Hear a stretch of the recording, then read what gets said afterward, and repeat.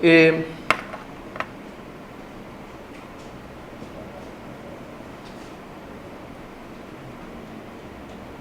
la idea es siempre dividir un proyecto en partes. Es mucho más difícil tratar un proyecto como un todo, es decir, un largo chorizo de programa que se encarga de todo y que es muy difícil de debaguear. Y ni hablar cuando tenemos bucles complejos, es decir, un bucle que vuelve para atrás, otro que va para adelante. Es muy difícil de todo eso después mantener con el tiempo. La idea que nosotros proponemos es dividir el proyecto en varias etapas bien identificadas. La parte de startup o inicio es la parte que se hace una sola vez, inmediatamente después del reset, en la cual se inicializa, por ejemplo, el reloj del procesador, se inicializan, por ejemplo, los puertos, aquellos que sean entradas como entradas, aquellos que sean salidas como salidas, los periféricos, los timers, por ejemplo, eso forma parte del startup. Se hace una sola vez. Luego vendrá el programa principal, que acá estamos mencionando como una iteración perpetua de tareas. Es decir, que estamos imaginando nuestro programa principal como un lazo perpetuo, que siempre, periódicamente, irá preguntando las mismas cosas y tomando decisiones en base al estado de esas cosas. Y después, el manejo de interacción con el mundo exterior se va a encarar por medio de driver de entrada-salida. El concepto de driver acá es un poco distinto a la idea del driver que tenemos para la PC. Cuando uno instala un nuevo dispositivo en una PC, normalmente requiere un driver. Acá la idea de driver es el manejo de dispositivos de entrada-salida. Forma parte del modelo de capas que ustedes ya han visto anteriormente y que nosotros vamos a profundizar. Es decir, es una capa de drivers. Es una etapa de abstracción, alejarnos del hardware. Lo que decía antes con respecto al barrido de teclado. En algún lugar tendré que definir y manejar la fila 0, la fila 1 y la fila 2 del teclado y asignarle patitas. La idea es que esa asignación de patitas sea propia de cada proyecto. Y mi aplicación va a estar alejada de ese tipo de temas. Mi aplicación, por ejemplo, la rutina de manejo del teclado, esté alejada del hardware. No tenga interacción directa con el hardware. La idea de driver la vamos a profundizar en forma inmediata. El método consiste en elaborar mecanismos de comunicación entre módulos simples que en un mes y medio más o menos vamos a empezar a llamar tareas. Comunicar los módulos entre sí empleando flags, que ahora lo vamos a empezar a llamar semáforos, variables y colas. Creo que estas tres cosas son conocidas por ustedes de informática. Esto es el mecanismo básico de comunicación entre módulos, entre paréntesis para el futuro, tareas. Y lo que tenemos que tener en consideración también en el diseño es que ningún módulo se apropie de la CPU. ¿Qué significa eso? Tengo que buscar que no haya partes del programa que sean autobloqueantes.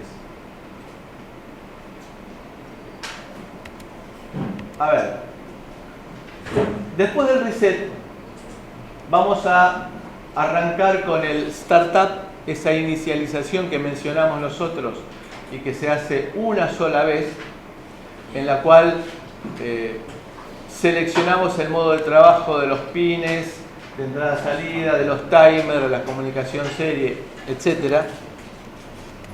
Luego tendremos el programa principal que está en un lazo perpetuo. Ese programa principal tiene un conjunto de tareas. Y acá ponemos de manifiesto de que se trata de un lazo perpetuo. Siempre vamos a hacer la tarea 1, después la tarea 2, después la tarea 3. Ahora bien, ¿cómo es que nosotros manejamos cada una de estas tareas? Vamos a tener entradas y salidas.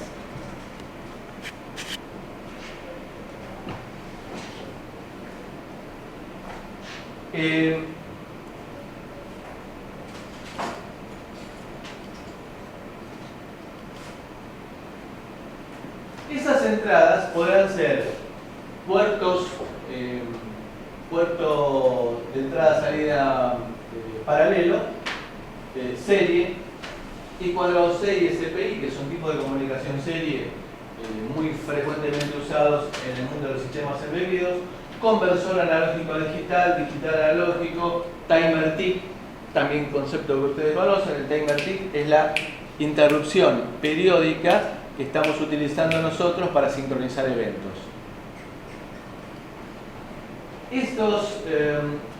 Estas entradas no van a interactuar directamente con las tareas. Por ejemplo, a ver, supónganse ustedes que yo quiero hacer un filtro digital. ¿En qué consiste hacer un filtrado digital?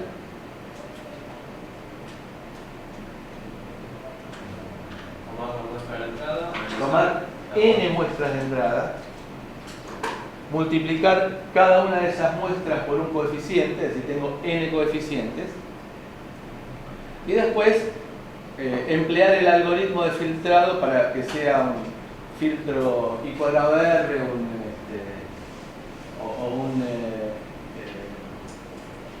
digamos, de acuerdo con el filtro que quiero usar.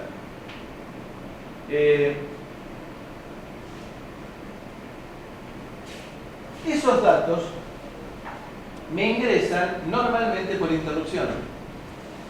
Entonces, voy a tener un driver que se va a encargar de tomar esos datos y guardarlos en un buffer de memoria. ¿Sí? Entonces,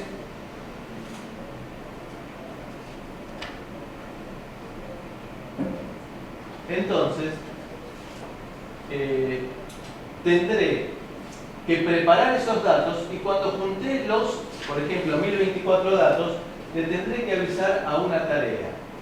¿Cómo le voy a avisar a una tarea que es la que se va a encargar de procesar esos datos para hacer el filtrado?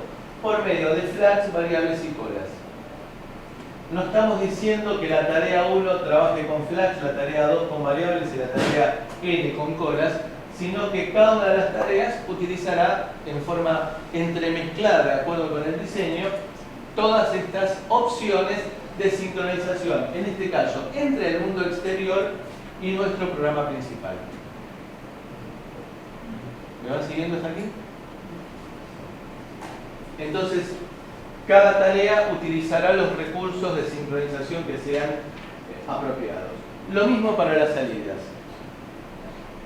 La idea es que la tarea que se encargó de hacer el filtrado tiene que sacar habitualmente el resultado a través de un display o a través de un conversor digital analógico.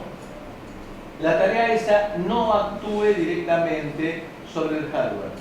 Entonces yo voy a tener salidas de los mismos tipos. Salidas serie, paralela, etc. Exactamente del mismo tipo de las entradas que mencionamos antes. Pero la idea es que el programa principal no interactúe con las salidas. ¿Por qué? Porque si interactúa directamente con las salidas, en el próximo proyecto que yo tenga que hacer, tengo que hacerlo todo de nuevo. Entonces, si la tarea que se encargó del filtrado escribe el resultado del filtrado en una variable o en una cola, y luego tendré otra tarea que por interrupción, por ejemplo, toma los datos de esa cola o de esa variable y lo saca por el dispositivo de salida que corresponda. Entonces, en cada caso, lo que tendré que escribir, en cada proyecto, lo que tendré que reescribir es la rutina de atención de interrupción que se encargará de tomar los datos de la cola y sacarlos sobre el dispositivo. Con lo cual, la tarea dentro del programa principal la podré mantener de proyecto en proyecto. Lo que estamos diciendo entonces es que tendremos drivers que manejan las interrupciones de salida por medio de flags, variables y colas que serán los encargados de sacar esos datos sobre los dispositivos de salida. Con lo cual, lo que estamos diciendo es que cambio mi metodología de trabajo en el sentido que rompo la tendencia que tengo, que es desde la tarea del programa principal manejar directamente los periféricos. Tendremos que adaptar drivers de acuerdo con cada aplicación, pero el programa principal es invariable en el sentido que tendré un conjunto de tareas escritas y guardadas en biblioteca y que las invocaré cada vez que las necesite adaptándolas a ese hardware, pero las escribí una sola vez. ¿Alguna pregunta? ¿Queda claro esto? Esto implica cambiar nuestra forma de pensar, elaborar un método que emplee esta forma de encarar las entradas y las salidas. Normalmente, inmediatamente después del reset, se deshabilitan las interrupciones hasta el momento en el cual yo tenga la certeza que esté inicializado el start pointer, están dadas las prioridades a cada una de las interrupciones que podemos llegar a tener, porque el tema prioridades es importante porque es el que nos va a permitir a nosotros decidir quién interrumpe a quién y quién no interrumpe a quién. Entonces deshabilitamos las interrupciones hasta el momento en el cual estemos seguros de que está todo inicializado y habilitamos las interrupciones en el momento que ya tengamos todo resuelto. Vamos a tener dos situaciones conflictivas. La primera es que la cola está llena, es decir, que diseñamos mal el mecanismo de entrada y de salida de datos de la cola, de manera que llega a una situación en la cual se bloquea la cola porque está llena. Entonces ahí hay varias alternativas. La primera de ellas es bloquear la entrada de datos, o la otra alternativa es generar algún tipo de interrupción o de excepción al procesador exigiéndole atención inmediata, porque si no se corre el riesgo de sobreescribir datos. Esta segunda es la alternativa recomendable. ¿Por qué? Porque si bloqueo la cola e inhabilito la entrada de datos, estoy perdiendo datos. Si no bloqueo la cola y no tomo ninguna acción drástica, se me van a sobreescribir los datos más viejos. Entonces la única alternativa que me queda es la de exigir atención inmediata por parte del procesador. El otro extremo es la cola vacía. Cuando no tengo ningún dato para sacar, ¿tiene sentido generar interrupciones? No, si no tengo datos para sacar, generar interrupciones es perder tiempo. Genero una interrupción para sacar un dato, voy, me fijo, no tengo datos. Estoy perdiendo tiempo innecesariamente. ¿Queda claro lo que ha quedado así embadurnado el pizarrón?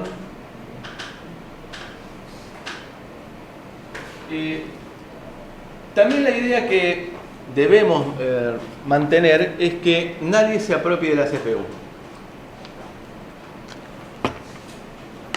Supónganse ustedes que estoy manejando una impresora. ¿Qué pasa si la impresora se quedó sin papel?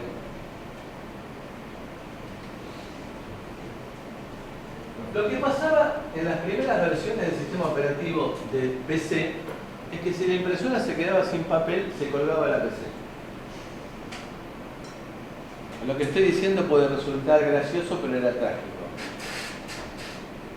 Las primeras versiones sistema operativo que hubo en la PC, el DOS, por ejemplo, implicaban de que cuando yo largaba a imprimir, el procesador estaba concentrado en la impresión y no podía hacer nada más. Entonces era ideal cuando uno tenía ganas de tomar mate, largar a imprimir algo e irse a tomar mate. No había ninguna posibilidad de recuperar la computadora hasta que se terminara la impresión. Las subsiguientes versiones incorporaron una gran ventaja, el manejo de interrupciones. Pero de cualquier manera, como el procesador que tenían las primeras PC era bastante vergonzante, era muy poco lo que podía hacer, porque yo escribía y periódicamente me iba apareciendo una letra, porque seguía teniendo como primera prioridad la de imprimir. Recién cuando aparecieron procesadores más poderosos, se pudo encarar la idea de multitarea. Entonces, ¿qué es el mecanismo razonable que debemos nosotros suponer que utilizará nuestro proyecto? Pregunto, por ejemplo, ¿la impresora tiene papel? Si tiene papel, imprimo. Si no tiene papel, no me quedo esperando. Voy a hacer otra cosa y después al rato, como dijimos nosotros que esto es un loop, preguntaré, ¿tiene papel de nuevo? Por supuesto que también aparece acá el criterio del timeout. Si durante un cierto tiempo no tiene papel, saco algún mensaje, lo cual lo que nos pasa a nosotros habitualmente con una PC hoy en día. Al rato de estar intentando imprimir y no tener papel, me saco un mensaje diciendo, che, no hay papel. Pero no se quedó colgado esperando que coloque papel. Esto es lo que nosotros llamamos acción cooperativa, es decir, voluntad de solucionar los problemas. ¿En contra de qué? En contra de no hay papel, me quedo esperando que haya papel. El sistema se colgó, se bloqueó. Esto no.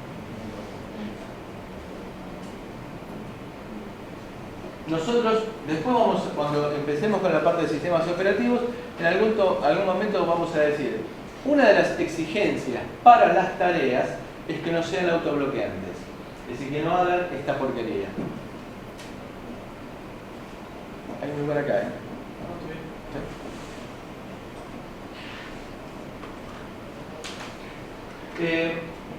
vamos a manejar interrupciones. Un parámetro de diseño empírico no tiene justificación algorítmica, sino que es un número que tiramos nosotros como referencia. Es que la suma de todos los tiempos de atención de interrupción debe ser menor al 10% del tiempo total. Es decir que a lo largo de un segundo el micro no esté más de 100 milisegundos atendiendo interrupciones. ¿Por qué? Porque si no va a llegar un momento en el cual el micro va a estar más preocupado en atender interrupciones que el programa principal. Acá interrupciones está asociado con los drivers que mencionamos hace unos minutos. Entonces, norma de buen diseño es optimizar el tiempo que vamos a estar atendiendo interrupciones. Cuando veamos interrupciones, vamos a justificar la idea de que las rutinas de atención de interrupción deben ser lo más breves posibles. Anótenselo, 6 colores resaltados. Las rutinas de atención de interrupción deben ser lo más breves posibles.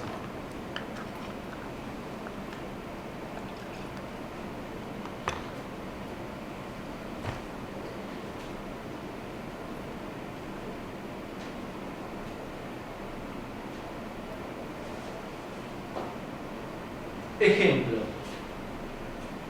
Tengo un teclado matricial, fila y columna. En la rutina de atención de interrupciones, ¿debo yo determinar que la tecla oprimida es el número 5? o en la rutina de atención de interrupción deberé decir que se oprimió la tecla que está en la fila 2, columna 3? ¿Cuál de las dos opciones se les ocurre a ustedes que es más apropiada? La segunda. Es decir, lo mínimo imprescindible, determinar fila y columna para que después, en el programa principal, cuando tenga tiempo, el mismo, la tarea asociada, diga que se trata del número 5. Fila 2, columna 3 es el número 5. ¿Por qué? Porque para interpretar que la fila 2, columna 3 es el número 5, tengo que hacer algún tipo de algoritmo, entrar en una tabla o hacer algún tipo de ecuación algorítmica, y me lleva tiempo. Y no me conviene hacerla en el programa, en la rutina de atención e interrupción, justamente por la idea de que la rutina de atención e interrupción tiene que ser bien breve.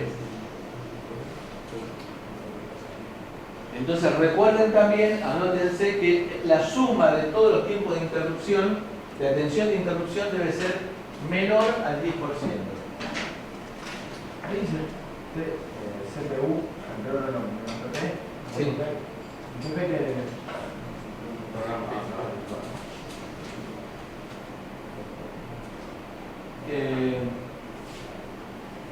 entre picos, digamos, es el tiempo de CPU entre pasos consecutivos de del ciclo que estamos mencionando. Sí, estos son números aproximados dados para un micro, es decir, son teniendo en cuenta un micro estándar, como por ejemplo nuestro Cortex, que habla de aproximadamente 100 mega instrucciones por segundo, que nos da 10 nanosegundos por cada instrucción. Y aquí lo importante para destacar es, si yo quiero hacer el método bien carnaza de usar un loop, decrementar una variable a través de un lazo para generar tiempos, para generar demoras. Si se trata de una variable de tipo char, el máximo tiempo que puedo llegar a generar de demora es de 2,5 milisegundos. Si se trata de una variable entera, es de 655 milisegundos. Y si se trata de una long integer, llegamos a 42.900 segundos.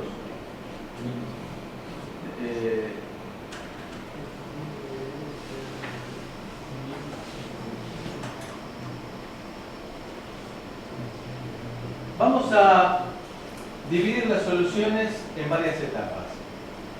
Tenemos nuestra aplicación, nuestro programa que estamos nosotros generando. No entiendo.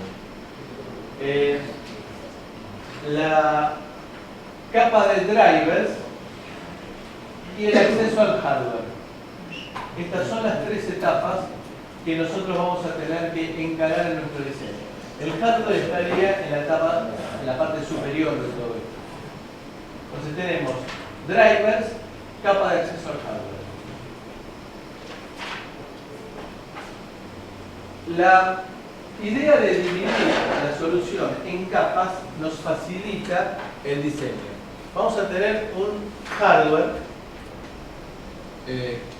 Ese hardware va a contener parte del núcleo del procesador y sus periféricos, los periféricos del micro.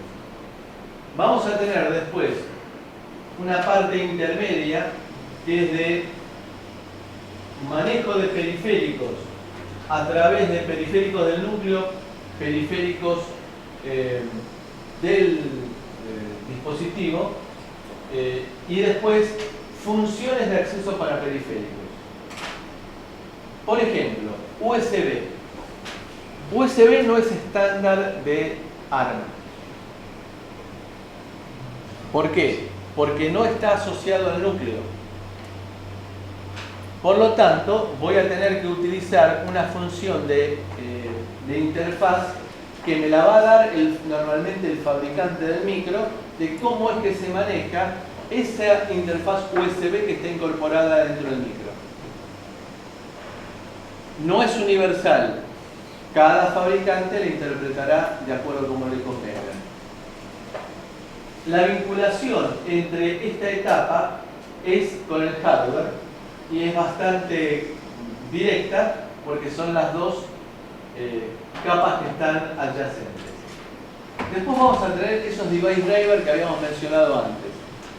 Es decir, por ejemplo, en el programa principal voy a escribir el resultado del filtrado en una cola. El device driver lo que hará será tomar los datos de esa cola y entregárselos a las funciones que el fabricante me provee como para escribirlas en el conversor digital analógico. El device driver entonces se encarga de interactuar con esta capa de interfaz que me la provee el fabricante y que me dice: escribí el resultado en tal registro para que salga sobre el conversor digital analógico. La vinculación entre el device driver es directamente con esta capa de interfaz, en ambos sentidos. Y por último está mi aplicación. La aplicación se comunica con el device driver, pero no se comunica directamente con el hardware. Esto está prohibido, caca, feo.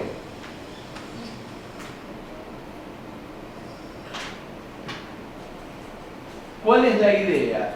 La idea es facilitar la migración. ¿Qué es lo que me va a cambiar de proyecto a proyecto? Lo de abajo del todo. ¿Qué es lo de abajo del todo?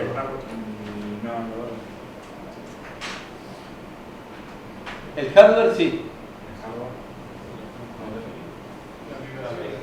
Y la capa verde, esta capa de interfaz que normalmente me provee el fabricante. Las dos etapas superiores se van a mantener. Lo que es portable, trasladable de aplicación a aplicación son las dos capas superiores. Las dos capas inferiores se tendrán que rediseñar de acuerdo con el hardware. ¿Alguna pregunta?